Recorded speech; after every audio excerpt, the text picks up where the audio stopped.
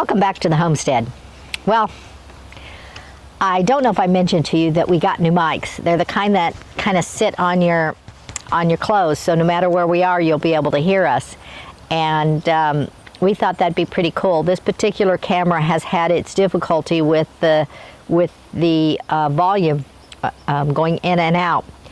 And I think it has to do with the cord connection, but we weren't real sure. So we got these. And then yesterday I wore it for the first time, and it was doing really well until the batteries died on both this and the receiver. I guess we should have charged them when we bought them. It said it was fully charged. We don't know how long the batteries last on these things. The other one lasted for days, even leaving it on all day long. This one not so much maybe. So we're gonna have to work on timing and checking this microphone, because I said a lot of stuff yesterday and you didn't get to hear any of it. But anyway, I really didn't do a lot yesterday, and today I don't know that I'm going to do a whole lot either, but I do need to start with getting these beans off this plant right here, and getting the beans off of the plant in the inside. And then I need to start cleaning up the garden and getting ready for winter. And I also need to move that shed still. So there are some little things I need to take care of. I've been working on videos all morning long, trying to get our videos up, and that takes a lot of time too.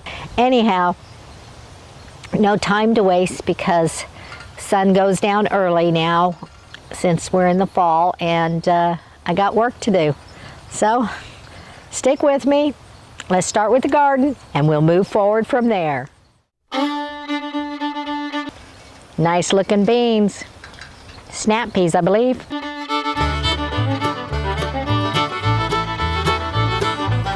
They say if you don't get the beans and stuff off the plants soon enough, the plants start dying. These plants are dying out. No doubt they're dying out because of these.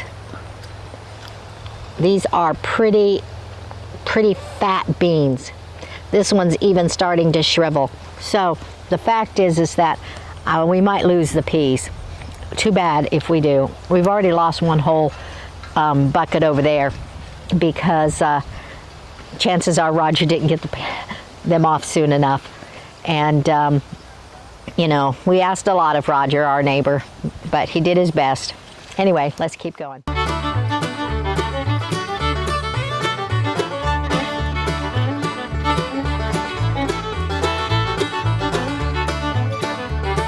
I think some of them, like this one that's already turned colors and stuff, I'll just save, dry them out completely, and save them for next year's harvest.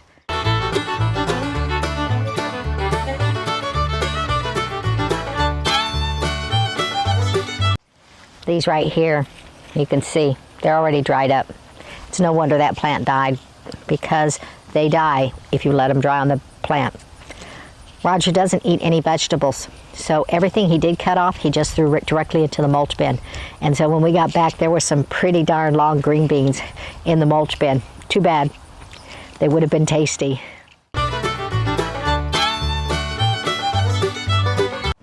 Okay, I think that's it with the peas, but let me show you the habaneros. They're starting to turn. Right now they're still green, yellow.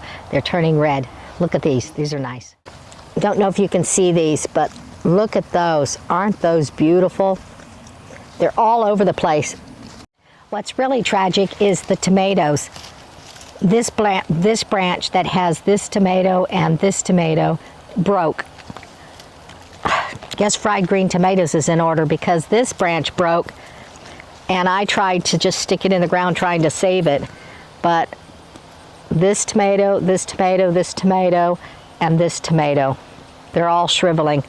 It did not survive the breakage, which is just a darn shame that this has happened, because that stupid tomato plant didn't plant all season, and now two big branches have broken off because it is obviously producing. There are still about 3-4 tomatoes left on the plant, but it is a shame that we just lost 7 tomatoes. Look at this. That's a nice tomato.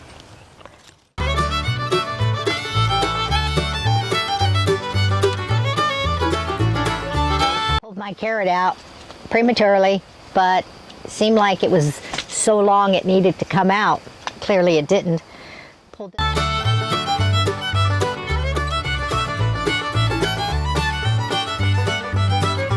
These are really fat too. They should be long and thinner, but they're fat.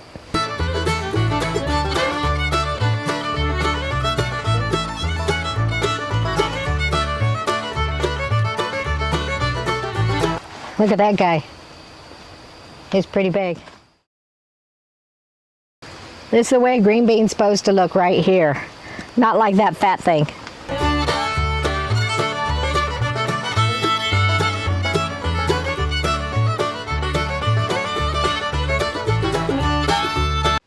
My harvest of green beans.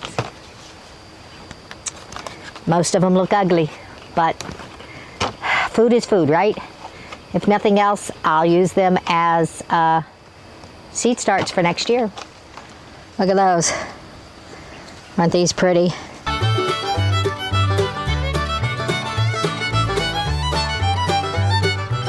I'm gonna go ahead and leave these three right here. Let them get a little bit bigger. But look at that. Those are nice size. They're not too big, not too small. I tried to rip off some of the banana leaves that were like this, and the leaves, the stems of these things are still really strong, and I didn't get a good rip because when they're dead, they just fall off. But they were just full of water inside there. But because look at this, I didn't know that was inside of a banana, but it retains water in these little pockets, and when I pulled it, all this water came flooding out. So isn't that weird? Huh. Well, it's good to know. Anyway, it's like that. I don't know if you can see through it, but it is totally like that all the way through the whole stem. So I hope I didn't hurt it by trying to rip it off. But the inner trunk where I ripped this off was not soggy. So these are soggy. These are soggy. So anyway, I don't know, but I thought that was real fascinating. Anyway, done with the garden. So I'm gonna go get the weed eater, because before I put that shed down, there's that tall grass that was around where the mulch bin was, and so I want to get that down. So I'm gonna go get the battery, I'm gonna go get the weed eater, and I'll be right back.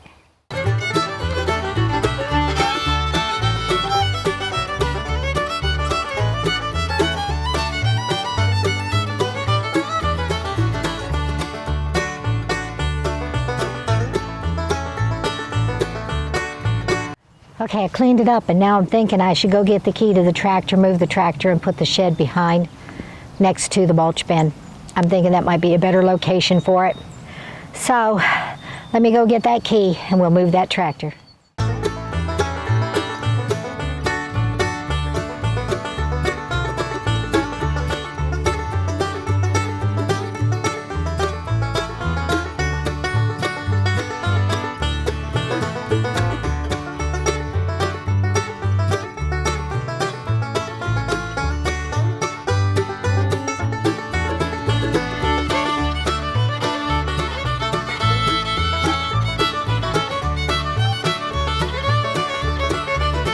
Okay, the battery seems to be dead on the lawn tractor because I'm getting nothing. I wanted to back it up, but it won't back up, and if I remember right, Lee had to unhook something so it would go backwards. I can go forward, unfortunately. I think I'm too close to the mulch bin to turn, so I think it's stuck here, which that sucks, really, it does. I could go try to see if I can find Lee's battery jump box. I don't know what he would have done with it. It might be in the shop somewhere, and see if I can charge the battery. And it's the only thing I can think of doing. So I'll be right back. Okay, I found the jump box, so I'll see if I can do this.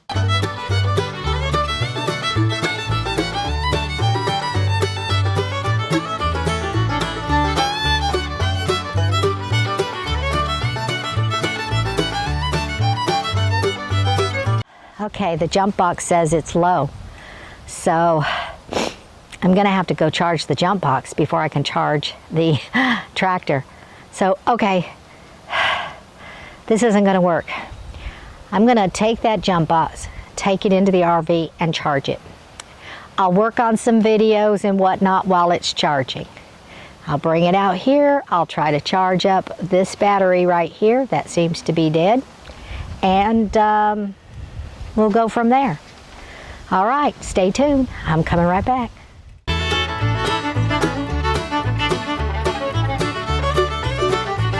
Okay, things aren't going so well today. I tried to call Lee because I couldn't find the cord to plug it in and charge that battery. And he didn't get back to me. He was taking a nap and his phone was on silent, so he didn't know I was calling. And so I was sitting there watching television and editing videos when the electricity went out. So I went and checked the cords, and the cord closest to the RV is fine. The next cord over, because they all attach together to go 300 feet, it was part in, part out. I couldn't push it in all the way. I couldn't pull it out. There was a light that kept flickering, so I stopped what I was doing and I went over to the junction box and I unplugged that cord and went back and tried to unplug the cord. And in closer inspection, it's melted and the end cord is all brown inside the, it's clear so I could see, and it's all brown, it's melted, it snapped. So apparently, you know, we move cords a lot to mow, so apparently we must have pulled that cord halfway out and it's been sitting there halfway out this whole time and then snap, melted. I lost electricity the other day. Well, it was nighttime, and so I went out and I hit the boxes. The boxes didn't look like they were popped. So it wasn't that. Clearly it was this one that was part in, part out the other night. And had I have checked the cords that night, it's a possibility I would have been able to salvage this cord. Instead, it is now melted, and the one that it attached to may be harmed. So I'm going to go over into town because they have a Harvard Freight, and I'll buy 2 new cords, and we'll just work with that. Those cords are like $100 a piece, so it's not good that we did that. So we're going to have to be very careful when we move these cords in the junction boxes where they come, you know, the box that holds the cords together. We're going to have to be very careful when we move these things about. They're very, very big cords, very heavy-duty cords, but they're only 100 feet long.